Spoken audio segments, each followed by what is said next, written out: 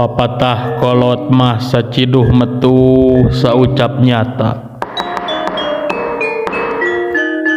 Kolot mah jadi budak pinuh ku kamelang, keur leutik melang ku leutikna, geus gede melang ku gedena. No DPK melang teh lain perkara eusi beuteung, tapi perkara ibadah.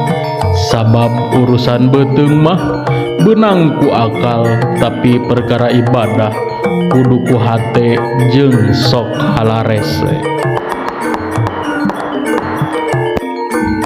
Kudu bisa ngindungkan tu mi bapa kana zaman, tapi omat sing pageuh pamadegan ulah nepi ka kabawa ku palid ku owahna zaman. Pek nu hade tuturkeun nu goreng singkahan, sangkan salamet diri kiwari nepi ka diabari. Omat raksa jeung riksa, ucap katut lampah ulah nepi ka ngaraheutan hate batur. Bisi eta nu jadi cukang lantaran seuseutna kahirupan, sabab doa nu kanyanyerian sok gampang matihna.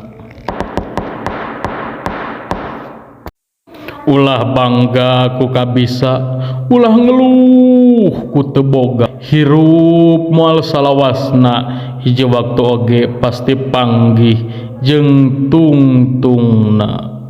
Papatah ti kolot regepkeun ilmu anu diwarahkeun ku kolot, dicokot ku sim kuring di ku urang sadayana pikeun jadi cukang lantaran kahirupan.